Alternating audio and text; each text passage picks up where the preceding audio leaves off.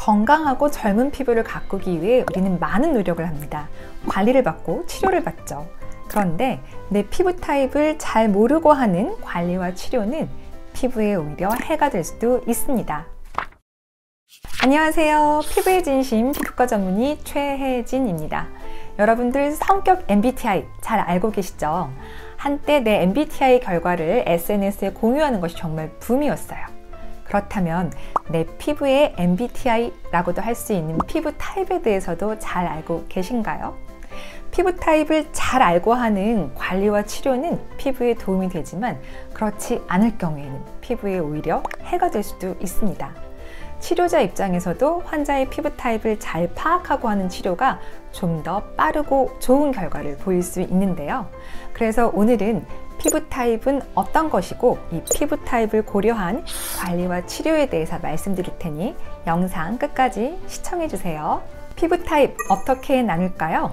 우리 성격 MBTI가 각각 4가지 항목에 대해서 2가지 대비되는 항목의 조합, 총 2의 4승 16가지의 결과를 보여주는데요. 피부 타입도 이와 유사합니다. 실질적으로 많이 통용되고 있는 피부 타입은 미국의 피부과 의사 레슬리 바우만이 만들었는데요. 이 4가지 항목에 대해서 각각 2가지 대비되는 요소들이 있어요. 어떤 것들인지 한번 살펴볼게요. 가장 먼저 드라이 오일리 D와 O로 나뉩니다. 이 D타입의 건조한 피부는 피지 분비가 적기 때문에 세안한 후에 뭔가 바로 바르지 않으면 피부가 조금 불편해요. 당기고 조인 듯한 그런 느낌 때문에 보습제를 먼저 찾게 됩니다. 하지만 피지 분비가 적기 때문에 모공의 크기가 적고 번들거림이 좀 적어서 화장이 오후까지 좀 뽀송뽀송하게 유지되는 장점이 있습니다. 반면에 이 오일리한 타입은 피지 분비가 조금 많기 때문에 여드름과 같은 트러블이 좀 잘 생기고 모공의 크기도 크고 화장이 좀 쉽게 번지는 단점이 있죠. 그런데 D타입의 경우에는 나이가 들면서 건조함이 심화되기 때문에 잔주름이 조금 잘 생깁니다. 이 O타입의 피지는 중년 이후에 빛을 발한다고도 볼 수 있는데요. 피지가 피부 장벽에 굉장히 중요한 재료거든요.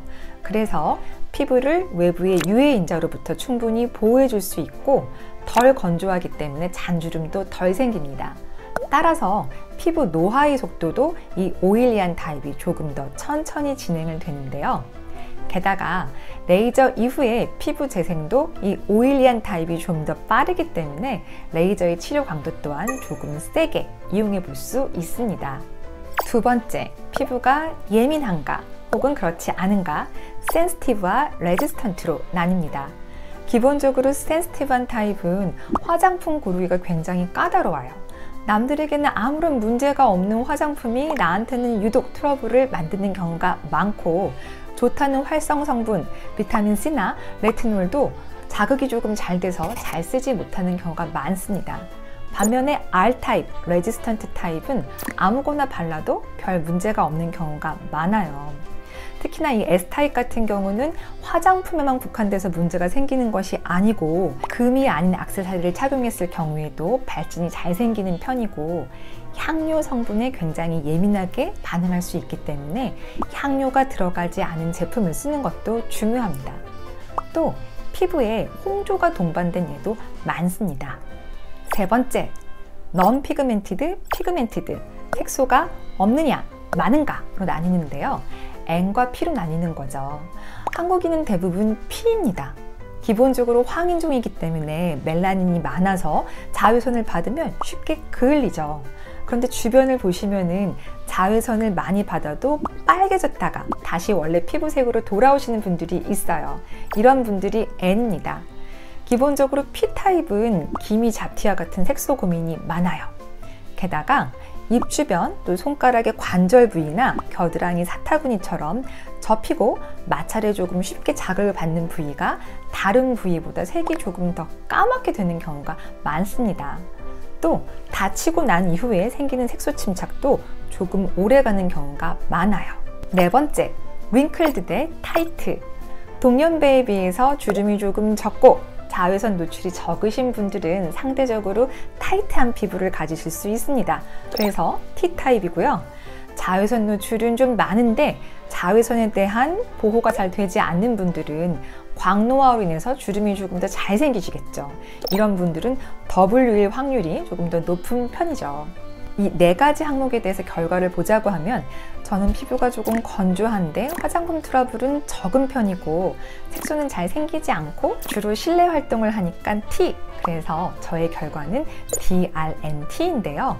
온라인 설문지를 통해서 점수화된 좀 더 자세한 결과를 보실 수도 있습니다. 그런데 실질적으로 우리가 화장품을 산다던가 매일매일 스킨케어 루틴을 짤 때 중요한 것은 앞에 2가지 항목이에요. 피부가 건조한가, 기름진가, 혹은 피부가 예민한가, 그렇지 않은가. 그래서 결과를 DR, DS, OR, OS 이렇게만 알고 계셔도 충분합니다. 지금까지는 총론에 대해서 살펴보았는데요. 조금 더 자세한 얘기 드려보도록 할게요. 여러분, 수부지라고 들어보셨어요? 수분 부족형 지성 피부인데 수분이 부족하면 건조한데 그러면 드라이 오일리 스킨인가? 복합성 피부인가? 생각하실 수 있죠. 사실 드라이 대 오일리, 건성 대 지성은 완전히 반대의 개념은 아니에요. 피부가 건조할 때는 그 안에 물이 부족해서일 수도 있지만 이 물을 충분히 가둬두고 보호해줄 기름막이 부족해서도 건조함을 느낄 수 있습니다. 적당한 물과 기름이 모두 필요해요. 그런데 피부 타입은 타고나는 것이죠. 그래서 상황에 따라서 유동적일 수 있는 수분의 관점보다는 타고나기를 피지선이 적고 많고에 따라서 나누는 것이 좀 더 정확할 것 같은데요.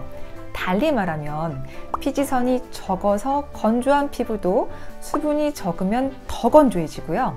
피지선이 많아서 오일리한 피부도 수분이 부족하면 충분히 건조함을 느낄 수 있습니다.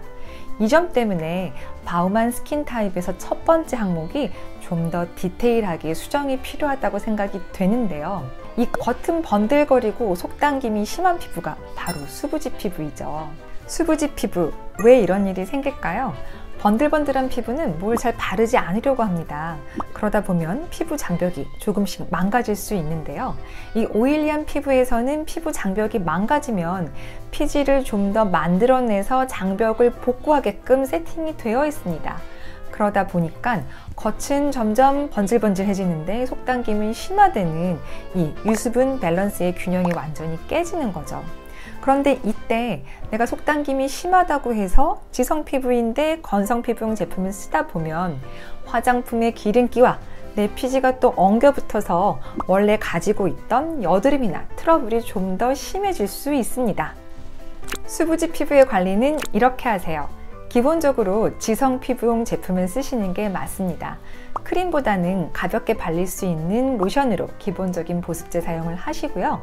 부족한 수분은 히알루론산 같이 주변의 수분을 끌어당길 수 있는 성분을 써서 조금 더 보충해 주시는 게 좋을 것 같습니다. 유수분 밸런스를 맞춰주는 거죠. 내가 수부지 피부이면 복합성 피부인데 복합성 피부 라인을 써야 되는 게 아닐까라고 생각하실 수 있지만 모든 피부는 복합적이에요. 자, 생각해 볼게요. 보통 우리 T존은 좀 번들거리죠. 볼은 건조할 수 있습니다. 사람에 따라서 이 차이가 조금 심한 분들이 있는데요. 이런 분들이 바로 복합성 피부이고 대부분 복합성 피부를 가지고 있어요. 그런데 화장품 라인에 복합성 피부용 제품, 이것이 이 갭을 완전히 메꿔줄 수 있을까요? 차라리 이런 경우는 2가지 제품군으로 각각 관리하시는 게 나을 수 있습니다. 볼과 같이 좀 건조한 부분은 레이어링을 조금 더 꼼꼼히 해준다거나 크림을 바를 수 있고요. T존과 같이 유분기가 좀 많은 부분은 로션처럼 가벼운 제형을 바를 수도 있는 거죠. 수부지와 같이 소위 말하는 복합적인 피부는 복합적으로 관리를 해야지 복합성 피부 라인으로 관리가 되는 게 아니랍니다. 그리고 보습의 시작은 보습제를 바르는 것부터가 아니고 클렌징이에요. 지성 피부의 경우에도 꼼꼼하고 청결한 세안은 굉장히 중요하지만 피부 장벽을 망가뜨릴 수 있는 과도한 세안은 금지인데요. 혹시 내가 뜨거운 물로 오랫동안 박박 클렌징 폼을 2~3번씩 쓰고 있지는 않은가 꼭 점검하시면서 미지근한 물을 이용해서 1분 이내로 가벼운 손놀림으로 세안제는 한 번만 사용해서 부드럽고 자극이 적은 세안을 해주는 것이 꼭 필요합니다. 이렇게 해도 속당김이 해결이 잘 안 되고 유수분 밸런스가 잘 맞지 않는 경우라면 피부과 시술에 도움을 받을 수 있습니다. 기본적으로 피지 분비는 줄이고 수분은 끌어올리는 시술이 도움이 되겠죠. 피지 분비를 줄여주기 위해서 저는 골드 PTT 시술을 적극적으로 권해드리고 싶은데요. 특히나 유수분 밸런스가 잘 맞지 않으면서 여드름도 적은데 예민한 피부의 경우에는 PDT보다는 자극이 적은 골드 PTT가 좀 더 효과적으로 피지 분비를 줄여줄 수 있을 것 같습니다. 수분을 끌어올리는 시술이라면 대표적으로 히알루론산, 진피내 주사 시술을 꼽을 수 있는데요. 이 시술과 꿀조합 시술이 있었죠. 제가 예전에 히알루론산 영상에서 말씀드렸던 고주파 시술이 바로 그것인데요. 고주파를 통해서 우리가 히알루론산을 만드는 공장인 섬유아세포를 좀 더 건강하고 젊게 만들어줄 수 있습니다. 그래서 수분감을 충전시키기 위해서는 히알루론산을 직접 주사에 맞는 요법과 고주파 시술을 같이 하는 것이 참 좋은 꿀조합일 수 있을 것 같습니다. 오늘은 피부 타입 첫 번째 이야기로 바우만 스킨 타입과 수부지 관리법에 대해서 말씀드렸는데요. 이어지는 영상에서 못다한 이야기 좀 더 드려보도록 하겠습니다. 이상 피부의 진심 닥터 찐이었습니다. 오늘 영상 도움되셨다면 구독과 좋아요, 알림 설정 부탁드릴게요. 감사합니다.